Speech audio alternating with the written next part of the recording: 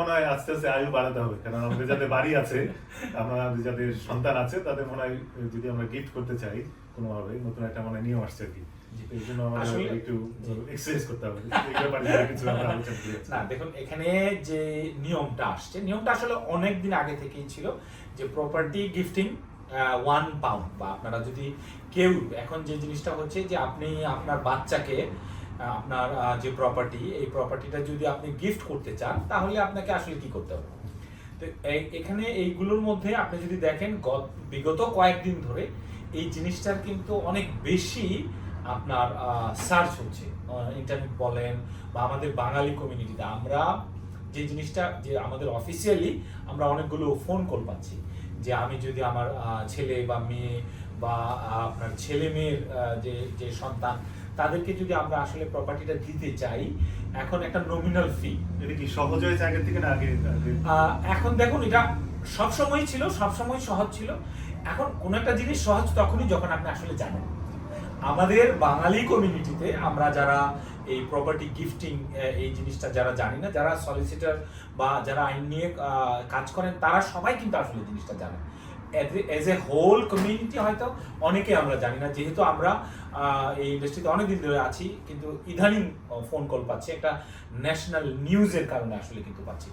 এখন কথা হচ্ছে যে মানে আমরা যদি এটার মধ্যে আপনার মূলত যে কারণটা দেখুন, এখানে ট্রানজেকশনটা কিন্তু হবে। আপনি 1 পাউন্ড প্রপার্টি আপনার যে কোনো আত্মীয়কে আপনি দিতে পারেন, আপনার ইমিডিয়েট আত্মীয় যারা, কিন্তু এখানে ট্যাক্সের কিছু আপনার শর্ত আছে বা ইমপ্লিমেন্টেশন আছে, বা আপনাকে নিয়মগুলো মানতে হবে। এগুলো হচ্ছে আপনার যখন আপনি প্রপার্টিটা আপনার নিকট কোনো আত্মীয়কে দিবেন, তখন আপনি 1 পাউন্ডে দিতেই পারেন, কিন্তু ট্রানজেকশনটা হতে হবে লফুলি।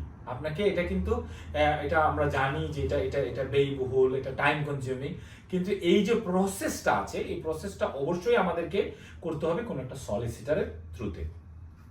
এখন আপনি আপনার প্রপার্টি কাকে বিক্রি করবেন, কিন্তু এখানে এটা যদি হয়ে থাকে ইনহেরিটেন্স ট্যাক্সটাকে আপনি বাইপাস করার জন্য, বা আপনার যে নর্মাল যে ট্যাক্স আছে এই ট্যাক্সটাকে না দেওয়ার জন্য, এখানে আপনার ক্যাপিটাল গেইন ট্যাক্স এবং ইনহেরিটেড ট্যাক্স।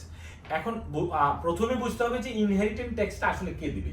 ধরুন আমি বা আপনি, আমরা যদি কেউ আমাদের যদি কোনো সম্পত্তি রেখে যায় এবং এই সম্পত্তিটা আমাদের মরে যাওয়ার পর যেটা আপনার HMRC কে যে ট্যাক্সটা দিতে হয়, এটা হচ্ছে যে টোটাল সম্পত্তির বা টোটাল যে প্রপার্টি তার ভ্যালুর একটা নির্দিষ্ট অংশের পর সাধারণত আমরা জানি 40% এরকম কিছু একটা। 40%, কিন্তু আপনার এখানে পার, আপনার যদি দুইজনের নামে থাকে পার অ্যাপ্লিকেন্ট, এখানে আরো অনেকগুলো বিষয় আছে, বাট আমি যদি মোটামোটা যে জিনিসগুলো এগুলো যদি এক্সপ্লেইন করি, এর মধ্যে হচ্ছে যে আপনার 325,000 এর পরে যদি আপনার সিঙ্গেল কোনো নামে থাকে, তার 325,000 পর্যন্ত আপনাকে ইনহেরিটেড ট্যাক্স দিতে হবে। 7 বছরটা কি 7 বছরে হলো যে 7 বছর আগে যদি দিয়ে দিতে হয়, তাহলে ওই ট্যাক্স দিতে হবে এরকম কিছু কি না? তো এটা আসলে জিনিসটা এরকম না।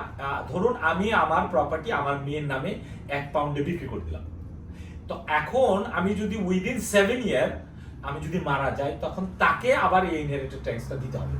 এটা হচ্ছে একটা আইনের মধ্যে যে আপনি যদি গিফট করেন, তাহলেও আপনাকে এমন ভাবে ওয়েল প্ল্যান করতে হবে যে আপনাকে অবশ্যই 7 বছর, এটা তো একমাত্র আল্লাহ জানেন, বাট আইন, সরকার একটা আইন করে, আইনটা হচ্ছে আসলে সবার জন্য, যাতে কেউ আসলে চালাকি না করতে পারে, যাতে কেউ আসলে সরকারের যে প্রাপ্য এই প্রাপ্যটা না দিতে হয়, এই জন্য যাতে কেউ এই কাজটা না করে, এই জন্যই কিন্তু একটা টাইম লিমিট, আনলিমিটেড টাইম তো দিতে পারবে না। তো এই জন্য 7 বছরটা আসছে, যে এই জন্য আমরা আসলে সবাই মানে একটু হাসাহাসি করে থাকি যে যদি আপনাকে কোনো প্রপার্টি দিতে হয়, তাহলে আপনাকে অবশ্যই মনে রাখতে হবে যে আপনাকে you have to be there for another at least 7 years. এই জন্য। আর এখন কথা হচ্ছে যে ইনহেরিটেড ট্যাক্স বলেন আর ক্যাপিটাল গেইন ট্যাক্স বলেন, এখন আপনি আপনার মালিকানা হস্তান্তর করলেন 1 পাউন্ডে, একটা নমিনাল ফি বা এটা একটা নমিনাল ভ্যালুতে, যেহেতু এটা একটা ট্রানজিশনাল, এটা একটা প্রপার্টি, এটা আপনি গিফট করছেন, তাই আপনাকে একটা জিনিস মালিকানা হস্তান্তর করার জন্যই আপনাকে এর মূল্যটা ধরতে হবে।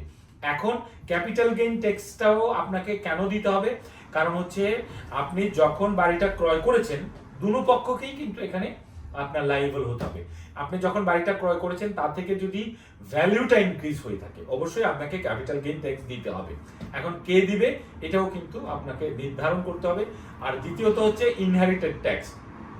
আপনি আপনার নিকট আত্মীয়কে দিয়েছেন, কিন্তু উইদিন 7 ইয়ার্স যদি আপনি যদি এই দুনিয়াতে আর বেঁচে না থাকেন তাহলে কিন্তু তাদেরকেও দিতে হবে। এখানে এই জিনিসটাই এমন ভাবে আমি বাঙালি ভাই বোনদেরকে বলবো যে যেহেতু আইন আছে, আইনের সঠিক প্রয়োগটা করা উচিত, যাতে করে এই কষ্টার্জিত যে অর্থটা আছে, এই কষ্টার্জিত যে সম্পত্তিটা আছে, এই সম্পত্তিটা যাতে নিকট আত্মীয় বা ছেলে মেয়ে পায় এবং আইনের মাধ্যমে যাতে পায়, এবং আমাদের ভাই বোন বা আমরা যারা বেঁচে থাকবো না, আমরা যাতে ফ্যামিলির জন্য এটা কোনো বার্ডেন না হয়।